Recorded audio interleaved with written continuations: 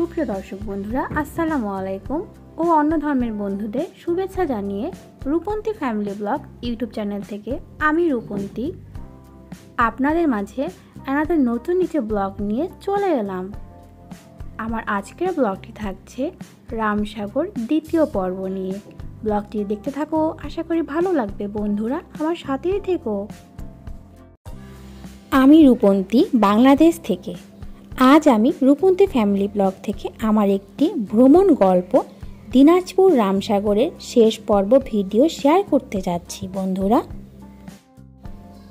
আমার প্রাণপ্রিয় বন্ধুরা, তোমরা হয়তো অনেকেই জানো আমি কিছুদিন আগে দিনাজপুরে বেড়াতে গিয়েছিলাম। তাই আজকে আমি দিনাজপুরের রামসাগরের দ্বিতীয় পার্ট জাতীয় উদ্যান ভ্রমণ ও ভিডিও নিয়ে তোমাদের মাঝে হাজির হয়েছি। এটি দিনাজপুর জাতীয় উদ্যানের অফিস। যেহেতু আমি বিকেলে গিয়েছিলাম, তখন অফিসের কার্যকর সবকিছু বন্ধ ছিল। রামসাগরের জাতীয় উদ্যানের প্রধান আকর্ষণ হচ্ছে এই রামসাগরটি।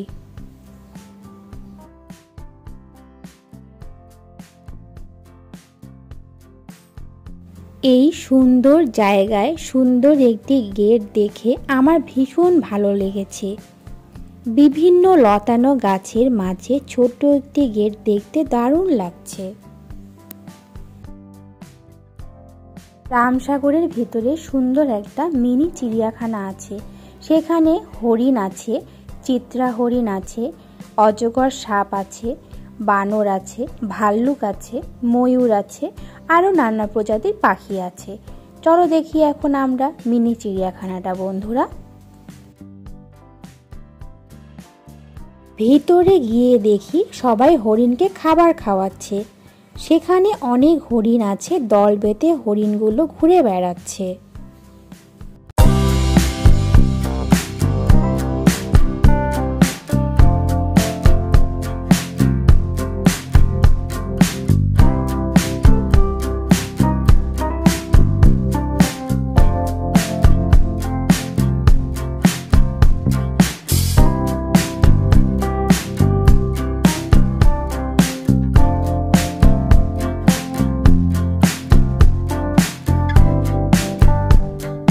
জায়গাটা দেখে কি সুন্দর লাগছে, কতগুলো হরিণ দেখে আরো সুন্দর লাগছে।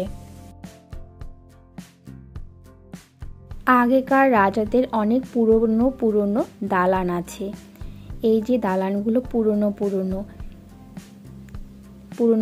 দালান আছে। এখানে অনেক পুরনো দালানের মধ্যে গাছ হয়েছে।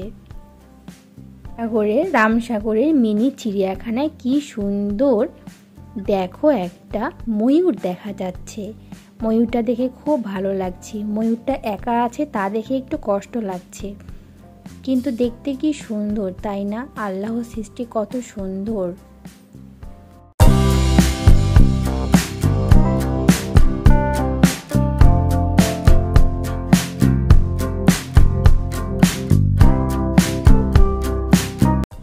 আবার যখন কেউ খাওয়া দিচ্ছে, তখন সব হরিণগুলো দৌড়ে ছুটে আসছে। আর অন্যদিকে সবাই বানরকেও খাবার খাওয়াচ্ছে। দুষ্টু বানর এদিক ওদিক ছুটোছুটি করছে।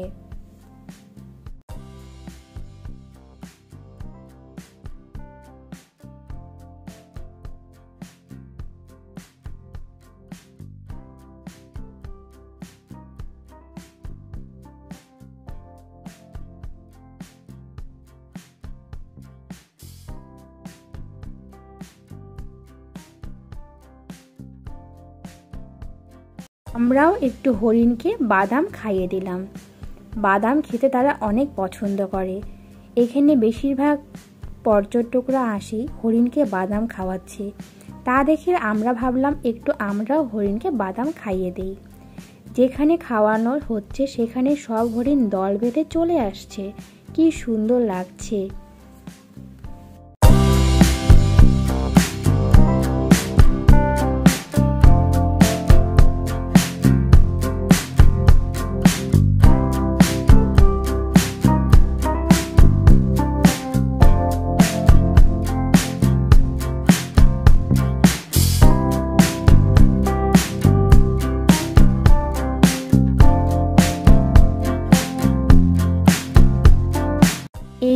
দুষ্টু বানর বসে আছে, বসে বসে খাচ্ছে। কোনো বানর দেখছে কে কি খেতে দিবে, তার অপেক্ষায় বসে আছে।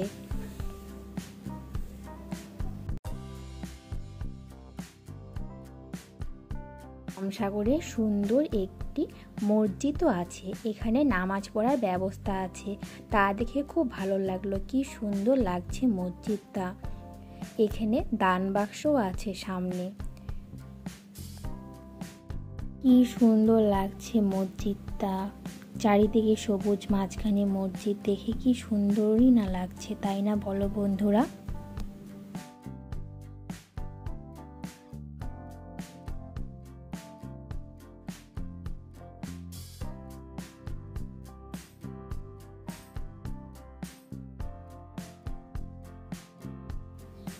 বিশাল জায়গা জুড়ে এই রামসাগরটির অবস্থান। চারপাশে ঘুরতে গেলে প্রায় 2 থেকে আড়াই ঘন্টা লেগে যায়। আমি হাঁটাহাঁটি না করে পুরো রামসাগরটা ভ্যানে ঘুরেছিলাম। বিশাল এই রামসাগরটির পাড়ে বসার জন্য ছোট ছোট জায়গা করে রাখা হয়েছে। ঘাটে কি সুন্দর নৌকা বাঁধা আছে, দেখে আরও আমি মুগ্ধ হয়ে যাচ্ছি। আমার নৌকায় চড়তে খুব ভয় লাগে, সেজন্য আমি নৌকায় চড়তে পারিনি। মাঝে দিঘির মাঝে দেখো অনেক ছোট ছোট বাচ্চারা গোসল করছে, তাদের শুধু মাথাটুকুই দেখা যাচ্ছে, কত ভালো লাগছে। আমারও দেখে মনে হচ্ছে আমিও নেমে পড়ি গোসল করতে, বাট আমার পানি প্রচুর ভয় লাগে, আমি নামতে পারিনি।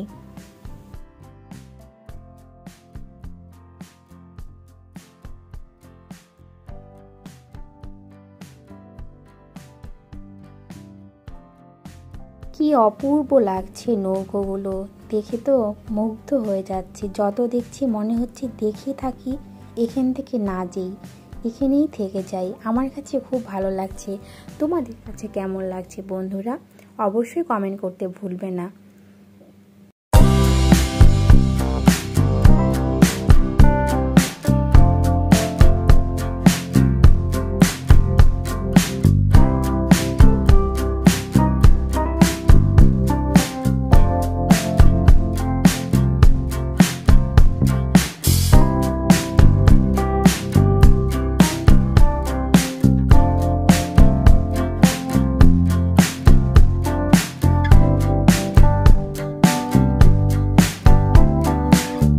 চারিদিকে সবুজ গাছ, মাঝে মাঝে অনেক গাছে কি সুন্দর ফুল ফুটেছে।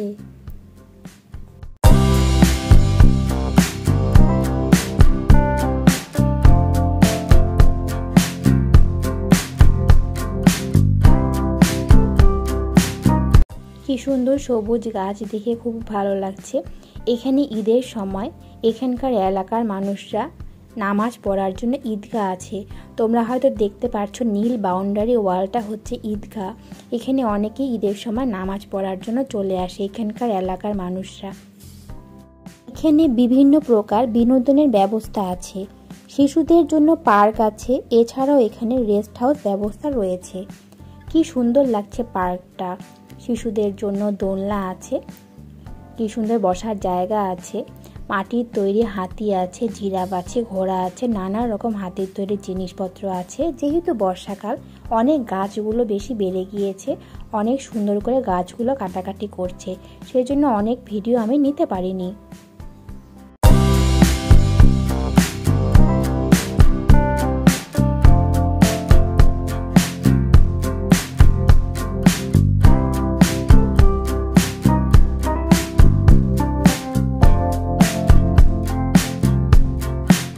সুন্দর লাগছে হাতিটা। তারই মাঝে আমি একটু নৌকায় চড়লাম, নৌকায় চড়ে কিছু ভিডিও করলাম, কিছু ছবি তুললাম, তার সাথে তোমাদের কাছে কিছু ভিডিও শেয়ার করলাম। যেহেতু আমি নৌকায় চড়তে ভয় পাই, যেহেতু নৌকা বাঁধা আছে, ভাবলাম একটু বসে কিছু ভিডিও করি। কেমন লাগছে বন্ধুরা অবশ্যই বলতে ভুলো না। রামসাগর কোনো সাগর নয়, তবুও দেশের সবচাইতে বড় এই দিঘির নাম রামসাগর। এর সৌন্দর্যের বিশালতা সাগরের মতোই।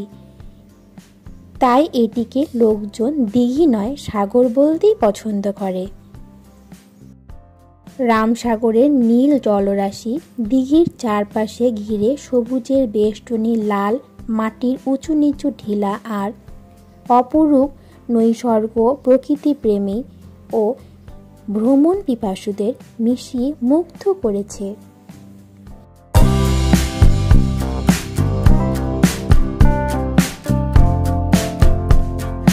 এখানে মুখরোচক সব খাবারের দোকানও রয়েছে। ফুচকা, চটপটি এছাড়া অন্যান্য সব খাবারগুলো এখানে পাওয়া যায়। আমি নিয়েছি ফুচকা। বেশি খাওয়া যাবে না, এজন্য অল্প পরিমাণে নিয়েছি। কি সুন্দর লাগছে।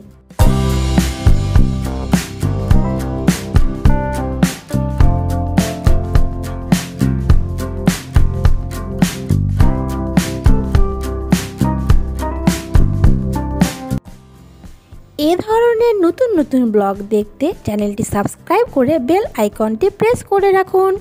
এতক্ষণ আমার সাথে থাকার জন্য অসংখ্য ধন্যবাদ বন্ধুরা। আজকের মতো বিদায় নিচ্ছি। আল্লাহ হাফেজ।